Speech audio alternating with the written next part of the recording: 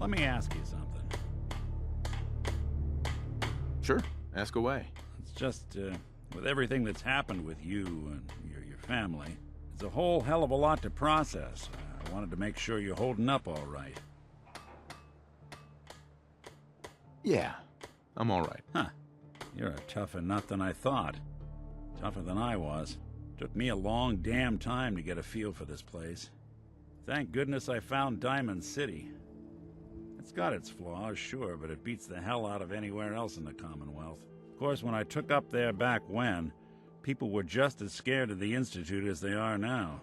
Maybe more. The massacre of the CPG was still pretty fresh in people's minds at that point, and folks were still losing sleep over the broken mask. Plenty of people assumed I was just a saboteur, moving in to melt down the reactor or poison the drinking water. But at the time, they couldn't exactly turn me away. Why'd they let you in? Because I'd rescued the mayor's daughter. Gal of about 15. Pride and joy of the mayor back then. Man by the name of Henry Roberts.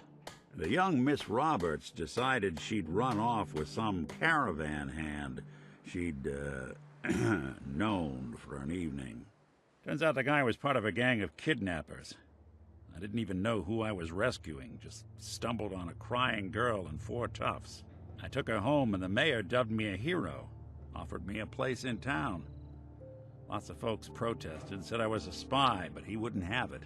Taking up in the city was tricky at first, but I never tried to hide what I was, and people seemed to warm to that. You took down 4 guys by yourself? Well, I didn't have to. Back then, synths were even more of an unknown quantity than they are today. I told them I was rigged to explode and started going beep, beep, beep. Hardest part of that rescue was keeping from laughing as they climbed over each other to get away.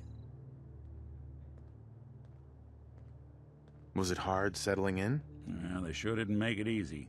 I started off doing the jobs no one else wanted. I got more banged up being Diamond City's handyman than I ever did living out in the ruins. But I guess folks never forgot I rescued the mayor's daughter, so they started coming to me when people went missing. Wife runs off with a new paramour and takes the rent money with her. Talk to the synth. An upset father decides moving him and the kids to Good Neighbor in the dead of night's not the worst damn idea since the bomb. Go get Nick.